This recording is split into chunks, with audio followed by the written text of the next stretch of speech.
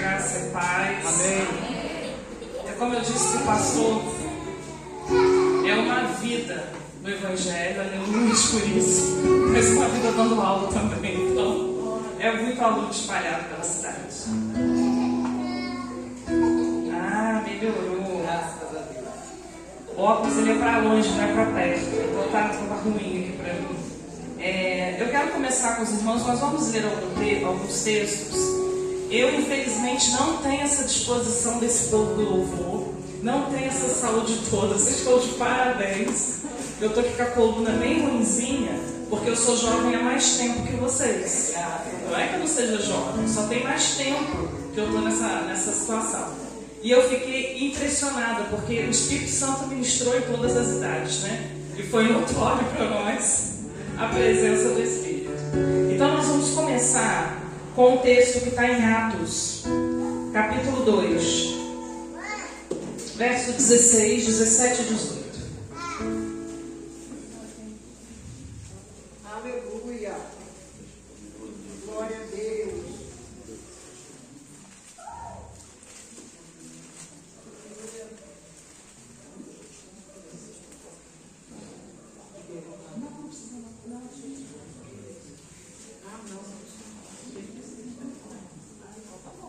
Glória a Deus.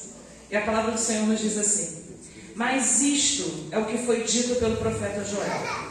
E nos últimos dias acontecerá, diz Deus, que meu espírito descansarei sobre toda a carne, e vossos filhos e vossas filhas profetizarão, e vossos jovens terão visões, e vossos velhos sonharão sonhos. E também o meu espírito derramarei sobre os meus servos e minhas servas naquele dia, e profetizarão. Aleluias. Glória a Deus. Pai querido, nós te louvamos por esta noite, ó Deus. O Senhor já tem ministrado nas nossas vidas. Ó Pai, diante de ti eu coloco, ó Deus, a tua igreja. Ó Deus, para que a tua palavra possa ser ministrada, para que possamos, ó Deus, sair daqui cheios do Espírito Santo, tendo mais relacionamento contigo. Senhor, abra os corações, abra as mentes, que a minha boca, ó Deus, possa ser boca de Deus esta noite na tua casa. Ó Pai, nós oramos assim no nome de Jesus. Queridos, os irmãos podem sentar. Glória a Deus. Queridos, esse é um texto que é o mesmo texto de Joel 2, depois eu vou comentar com os irmãos, que a ideia inicial que a gente tem sobre ele é avivamento. Já ouviram essa palavra? Avivamento, né? Todo mundo quer viver um avivamento. Há pouco tempo atrás, nas redes sociais, se falou sobre isso na igreja dos Estados Unidos, começaram a louvar, foram ficando por ali e houve um avivamento. Mas o avivamento, ele não é uma coisa igual os aparelhos que a gente tem em casa, que você liga e desliga. Tem processo para que o avivamento genuíno, aquele avivamento que é bíblico, ele aconteça. Esse texto que nós lemos, Pedro está 900 anos depois da profecia de Joel 2. Houve um processo até aquele momento.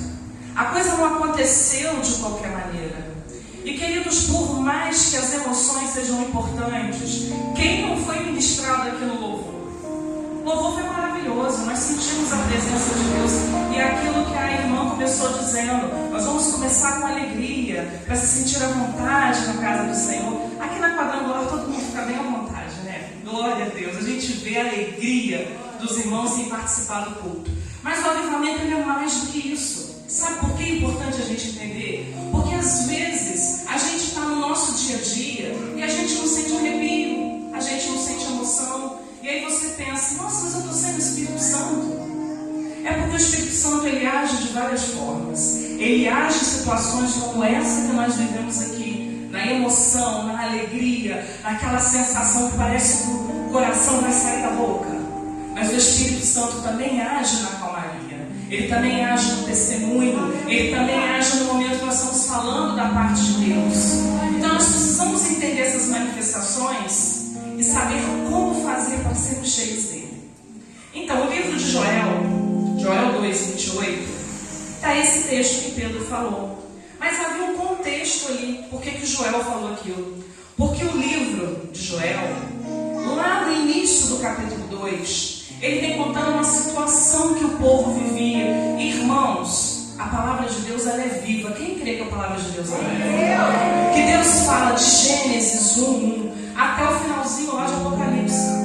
Em qualquer momento da tua vida que você lê a palavra vai falar com você porque ela é viva. A palavra de Deus não está ultrapassada.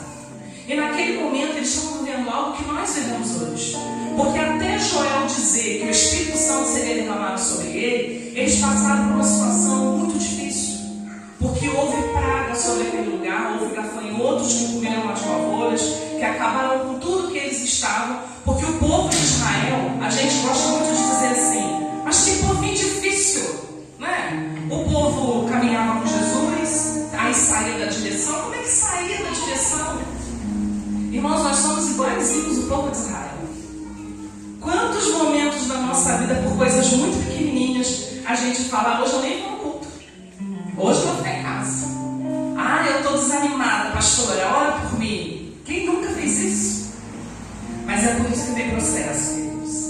Então, para eles chegarem naquela situação que eles estavam, houve um momento que eles deixaram de fazer a vontade de Deus, houve um juízo, houve uma consequência deles não estarem fazendo a vontade de Deus. E aí lá em Joel 2,12 começa a falar sobre santificação, arrependimento, jejum, oração e humilhação.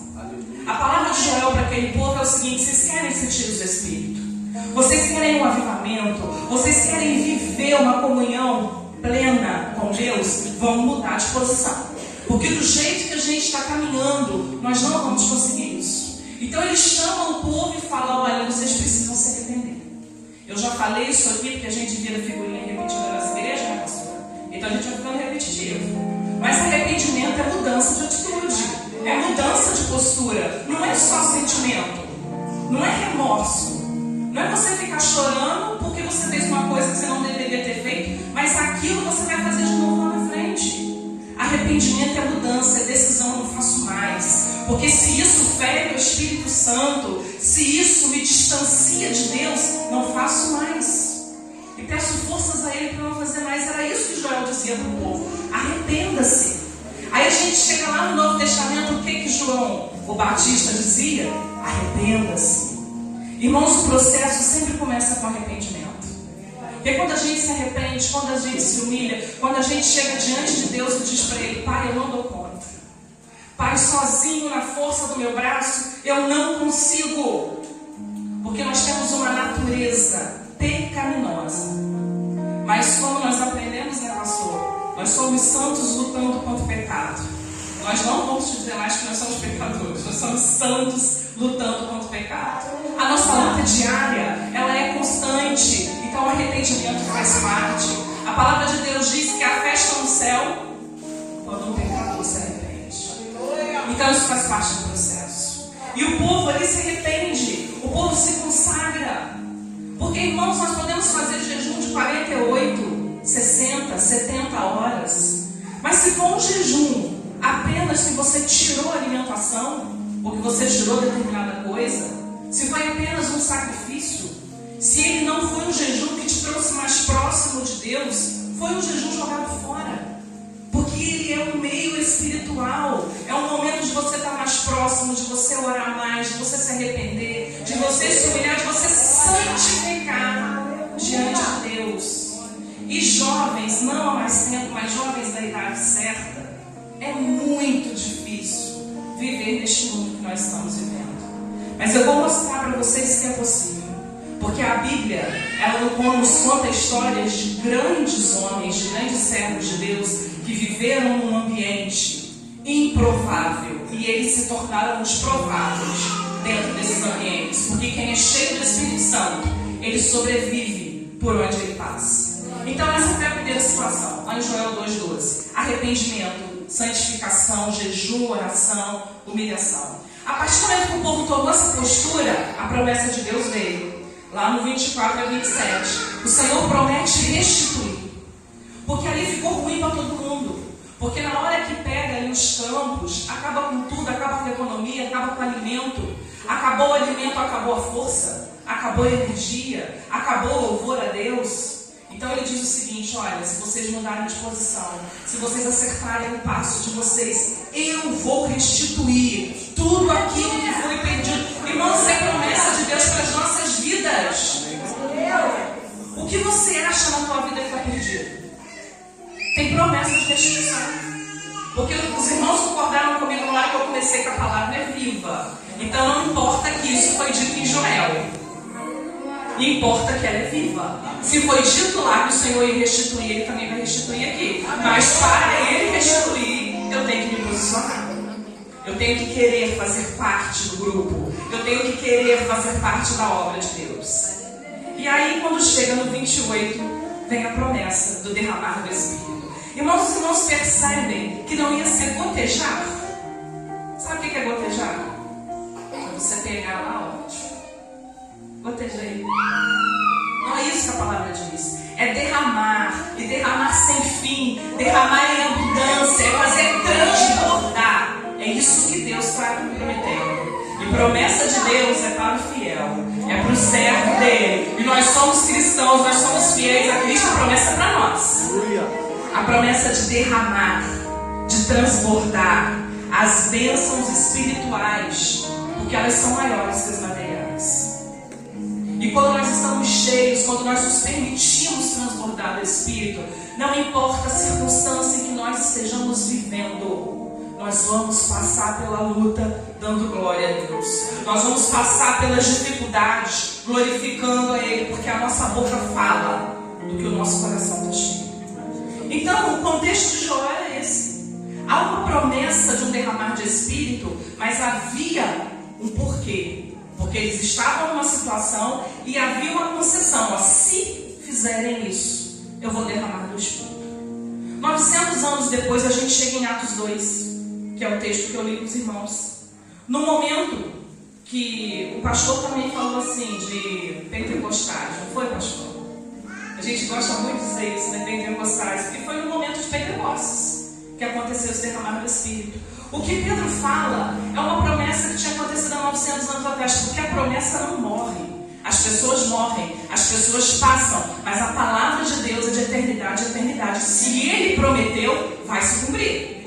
No tempo dele, na hora dele, mas vai se cumprir. Agora, irmãos, para que houvesse esse derramar do Espírito Santo no livro de Atos, como eu disse para os irmãos, isso não aconteceu assim, não. Também houve um processo. A palavra de Deus nos diz, em Atos 2, que cumprindo-se o dia de Pentecostes, estavam todos reunidos em um mesmo lugar. Aleluia! Hoje nós estamos todos reunidos em um mesmo lugar. Você recebe isso na tua vida? Nós não estamos aqui à toa, nós estamos aqui porque fomos convocados, porque sabíamos que aqui é a casa do Pai, que antes de nós chegarmos aqui, Ele já nos aguardava. O prazer do Senhor é nos abençoar. O prazer do Senhor é nos encher dele. Mas para isso nós temos que estar todos reunidos no mesmo lugar. E por que eles estavam nessa posição? Porque eles estavam obedecendo a palavra de Jesus. O que Jesus disse? Permanecei em Jerusalém, até que do alto sejais revestido de poder. Os irmãos acham que eles ficaram ali preocupados com o tempo? Não, eles estavam preocupados com a promessa. Eles estavam preocupados com a palavra de revelação. Qual é a palavra? Permanecei. Não é fácil não, irmãos. Permanecer não é fácil, mas é a ordem de Deus. E quando nós decidimos permanecer, Ele nos sustenta. Então estavam todos reunidos no mesmo lugar. E de repente começa um movimento. E começa línguas como de fogo, e um barulho como de um vento impetuoso. E aquele povo é cheio do Espírito Santo. Irmãos, no Velho Testamento tinha 3 categorias de pessoas cheias do Espírito Santo. Não sei se os irmãos sabem disso. Os juízes eram cheios do Espírito Santo, os profetas e os reis. Existe um ou outro servo que aparece que tinha o Espírito Santo. Mas a partir desse momento, a promessa é para todos. E Joel disse isso. Joel disse isso. É para todos. E eu falei com a Kiciane, nome difícil, pastora. Kiciane. Custei aprender o nome dela. Mas eu comentei com ela que eu já preguei sobre isso, não exatamente esse texto, já em 2 lugares diferentes. Porque eu tenho percebido que nós estamos vivendo um momento aonde o povo de Deus está entendendo que existe um mundo espiritual. E nós precisamos ir além disso que nós vivemos. Nós precisamos estar cheios do Espírito para sobreviver para as coisas que irão vir. E esse povo entendia isso. Esse povo lá em Atos, porque eles estavam seguindo aquilo que o Senhor falou para eles. E a palavra de Deus diz que eles foram cheios de Espírito. E às vezes nós pensamos assim, gente, quando eu chegar no céu, você quer conversar com quem, pastora? Fala um personagem bíblico aí, que a senhora gosta muito. Pedro. Acho que tem que ser Pedro. Então, a pastora Ivanete quer conversar com Pedro, né? Mas eu quero um do Velho Testamento. Alguém me dá um exemplo aí do Velho Testamento aí? Elias. Mas o pastor também está integrado aí no fogo. Elias. Gente, realmente dá vontade de saber o que foi que aconteceu ali. Mas como eu falei para os irmãos, no Velho Testamento o Espírito Santo vinha sobre pessoas específicas. Mas imagina Elias, imagina Pedro, imagina tantos outros servos do passado querendo saber da gente como é viver com o Espírito Santo dentro de nós e não ter momentos só do Espírito Santo. E nós não valorizamos isso, porque o Espírito Santo habita em nós somos templos do Espírito Santo. Eu imagino que a curiosidade deles vai ser maior do que a nossa. Porque nós vivemos algo que eles nunca conseguiram viver. E nós temos que glorificar a Deus por isso e valorizar isso nas nossas vidas. E a igreja de Atos começa em Atos 2. E nós vemos quantas maravilhas foram operadas depois que houve o batismo do Espírito Santo. Irmãos, o batismo do Espírito Santo é a primeira coisa que convence o homem do pecado. Por mais que eu pregue, por mais que os pastores aqui preguem, por mais que a gente aconselhe, só quem vai te convencer é o Espírito Santo. Então ele é a primeira coisa que o cristão precisa desejar ter na vida dele. Eu preciso do Espírito Santo para que ele me convença do pecado. E se você, quando vai fazer algo e sabe que não deve fazer, você já é batizado no Espírito Santo. Você finge que não é, mas você já é. Porque a gente sabe que não é para pisar naquele lugar. A gente sabe que não é para fazer determinada coisa. Como é que a gente sabe? Porque o Espírito Santo nos incomoda. Ele fala, não vai ali. Aquilo ali vai trazer um prejuízo para a tua vida. E quando a gente teima, a gente responde pelo prejuízo. Então nós não somos batizados pelo Espírito Santo. Mas o Espírito Santo, além de nos convencer do pecado, ele direciona a nossa vida. Eu ouvi um pastor pregando e ele falou uma coisa muito interessante. Porque Jesus disse que nós poderíamos fazer coisas maiores do que ele fez. E a gente consegue visualizar uma coisa dessa? Eu tenho dificuldade de visualizar uma coisa dessa. Só que ele disse algo muito interessante. Jesus, ele estava na terra, ele não estava como divino, ele estava como homem. E o ministério de Jesus começa quando ele é batizado nas águas e é batizado pelo Espírito Santo. Porque as duas coisas acontecem ao mesmo tempo. Se nós formos pessoas humanas e deixarmos nos guiar pelo Espírito Santo, nós podemos fazer o que Jesus fazia. Porque Jesus não usou a divindade dele para operar. Ele usava a presença do Espírito Santo sobre o ser humano para poder fazer os feitos de Deus, as maravilhas de Deus, os milagres de Deus, para falar da parte de Deus como só Jesus falava. Que Jesus passa diante de Mateus. E qual é o diálogo de Jesus com Mateus? Nenhum. O que Jesus diz para Mateus? Segue. Acabou. Mateus largou tudo e o seguiu. E quantos outros foram assim? Mas por quê? Porque Jesus tinha o Espírito Santo dentro dele. E nós temos, irmãos, e nós não usamos isso a favor do reino. E nem a favor da nossa vida cristã. E quando o povo, em Atos 2, recebe o Espírito Santo, e nós continuamos lendo o livro de Atos, nós vemos as grandes maravilhas, ressurreições, cura de coxo, Filipe evangelizando, sendo levado pelo Espírito, multidões sendo convertidas, batizadas e ceiavam na sequência. Porque hoje a pessoa chega na igreja, você tem que fazer cursinho disso, cursinho daquilo, cursinho daquele outro. Aí depois de um ano você fica insistindo, você não vai batizar não, recebe Jesus na tua vida. Não era assim não, irmãos. Era tudo automático, porque eles estavam cheios do Espírito Santo. E o Espírito Santo que ministrava neles começava a ministrar nos outros. Porque quando nós estamos cheios, nós transbordamos. Do que você tem transbordado? nível que nós precisamos transbordar desse Espírito. Irmãos, já falei toda a parte teórica do batismo com o Espírito Santo. Agora eu quero falar de 3 jovens. 3 jovens cheios do Espírito Santo. Eu quero falar sobre José, sobre Sansão e sobre Davi. Eu já vi gente aí que não está concordando com o que eu disse. Então vamos lá. José. Quem concorda que José era cheio do Espírito Santo? Amém. Nossa, tem pouca mão levantada aí. Amém. José era cheio do Espírito Santo. A palavra de Deus nos diz que Deus era com José em todos os momentos da vida dele. Quem não conhece a história de José? Se eu posso direto. Todo mundo conhece? Amém? Então, José passa por processos na vida dele. José sai da casa do pai, onde ele era filho. E não era qualquer filho. Ele era o queridinho do papai. Só ele tinha a camiseta da marca. Só ele. Só ele tinha a túnica. Os outros não tinham. Então ele não sai de qualquer lugar. Ele sai da casa do papai, onde ele era preferido. E ele sai e ele vira escravo. Ele sai de uma situação, ele cai em outra situação. Aí você fala, pô, tá ruim, né? Tá difícil. Não, tava ruim não. Porque de escravo ele vira prisioneiro. Mas em todos esses momentos a Bíblia diz a mesma coisa. Tudo que José tocava prosperava. E o Senhor era com ele. A palavra de Deus não diz em nenhum momento que José murmurou. Que José virou e falou assim, poxa vida, hein? Deus do meu pai tem um monte de promessa para minha família e só eu não ganhei a promessa. A Bíblia não diz isso.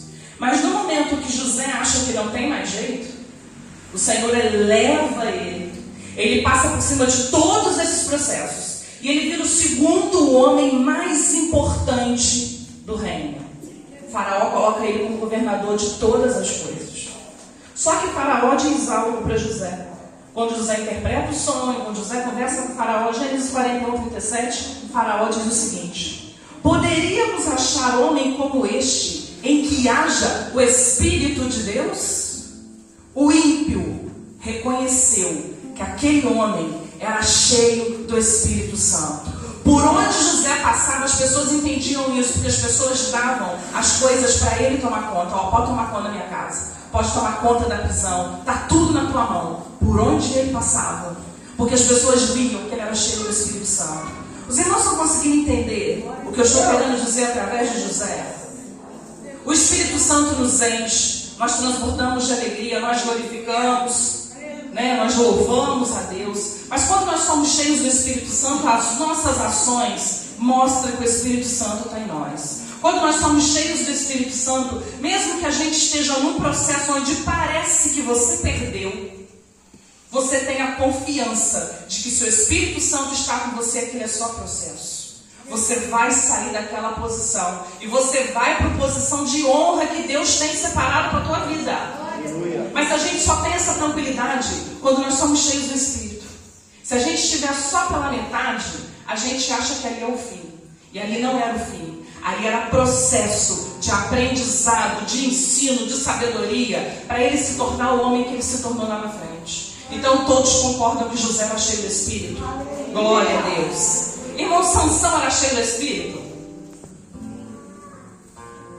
Sansão é complicado, né? Mas Sansão está nos Heróis da Fé. Será que fosse tão ruim assim, ele estaria lá em Heróis da Fé? Qual foi o problema de Sansão? Quem acha que Sansão era enorme, grande, forte? Ninguém acha. Eu não sei, a Bíblia não fala. A Bíblia não fala se ele tinha 1,5 metro ou se ele tinha 2 metros. A Bíblia só diz o seguinte: quando o Espírito de Deus vinha sobre Sansão, ele fazia coisas inimagináveis. Ele fazia coisas que nenhum outro personagem da Bíblia fez. Ele amarrou raposas pela cauda. Eu nunca vi isso na vida. Ele arrancou os portais da cidade nos ombros. Ele matava homens como se estivesse matando formiga. Mas sempre antes desses feitos, a Bíblia diz: e o Espírito de Deus vinha sobre Sansão. E ele realizava grandes proezas. Irmãos, o Senhor quer nos usar como usou Sansão, para realizar grandes feitos. Porque, irmãos, quando nós oramos por alguém, eu vou orar pela irmã aqui. Quando nós oramos por alguém, eu não tenho que fazer força para Deus curar, eu só tenho que orar. Porque se eu estiver cheio do Espírito Santo, na hora que eu orar com a minha motivação correta, ela vai ser curada. Nós temos que entender isso. Isso é ser cheio do Espírito Santo. Eu não preciso fazer força, sacudir ela, jogar ela no chão, pisar em cima dela. Não, o Espírito Santo ele vai operar na minha oração. Se eu tenho uma vida com o Espírito Santo.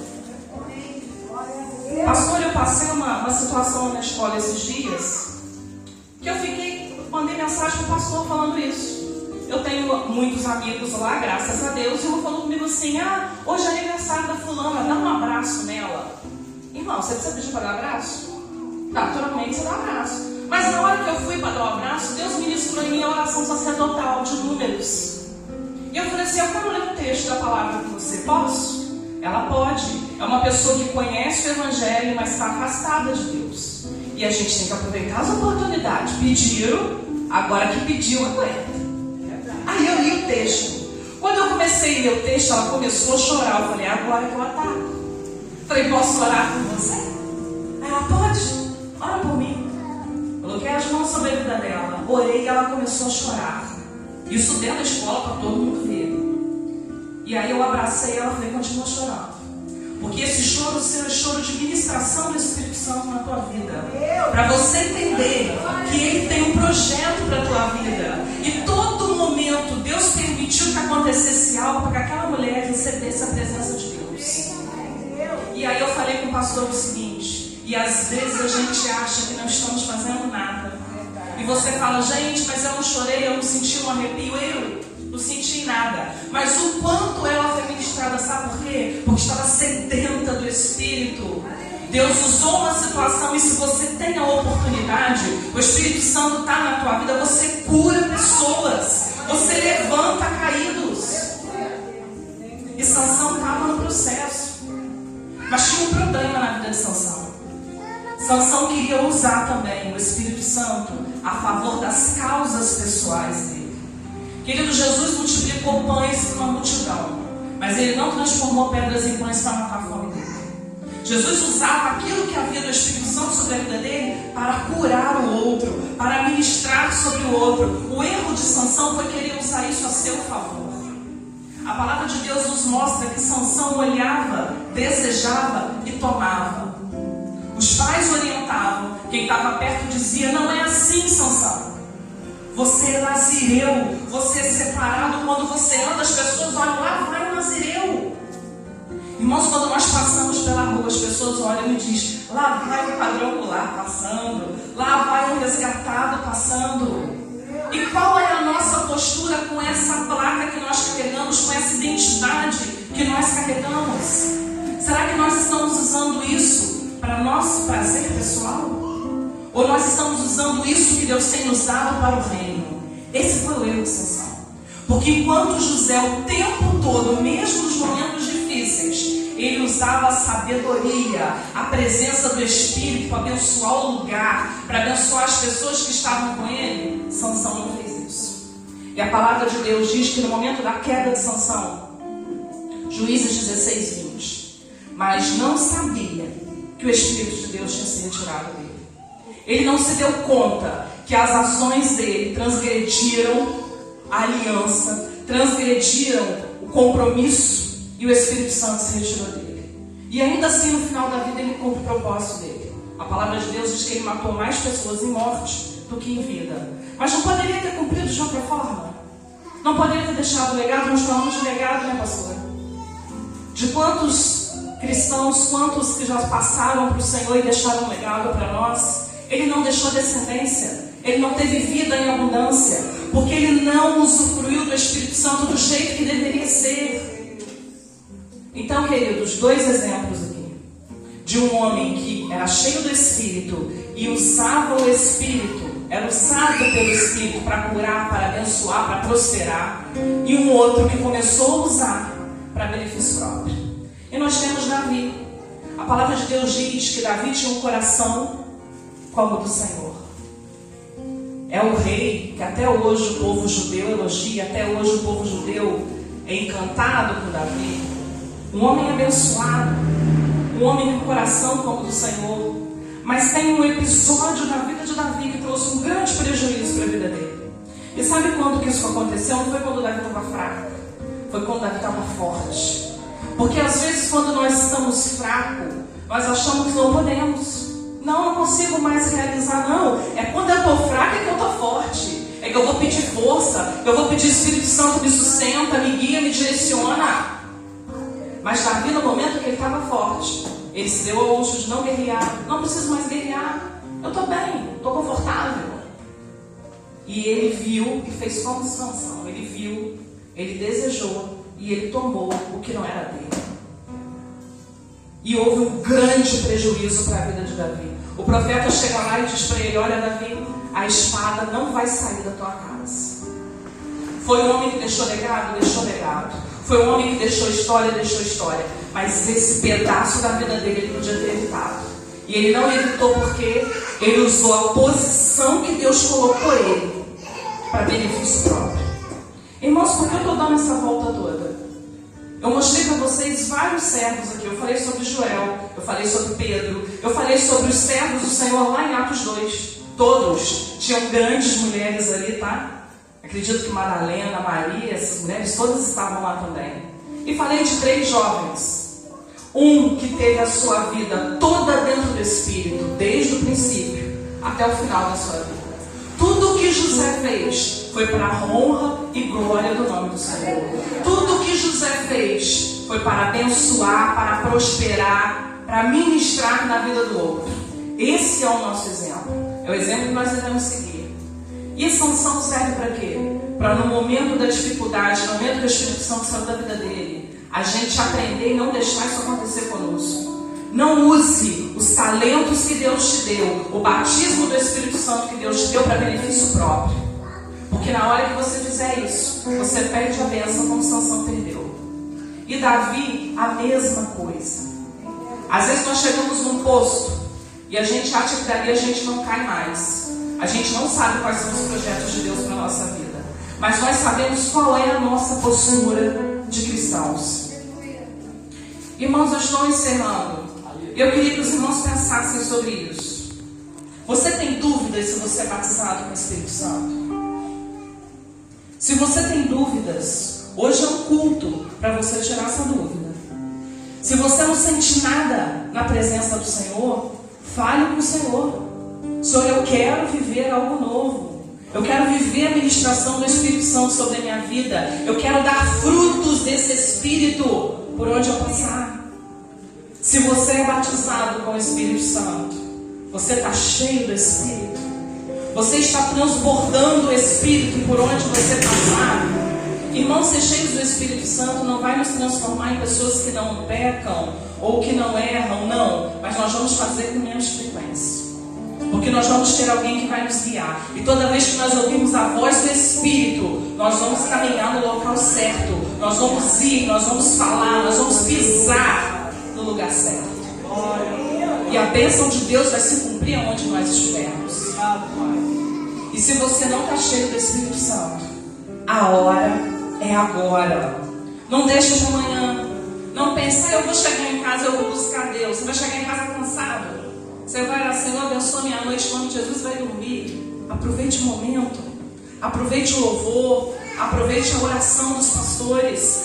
Faça isso, tome uma decisão, irmãos. A palavra de Deus, ela é de decisão. A emoção é o benefício da decisão. As emoções, aquilo que nós sentimos, é benefício das decisões que nós tomamos. Decida ser cheio do Espírito. Decida ter um relacionamento com esse Deus que você serve. Decida, a partir de agora, tomar um rumo diferente na tua vida. Amém, queridos? Agradeço, pastor, a oportunidade. No nome de Jesus. Glória a Deus.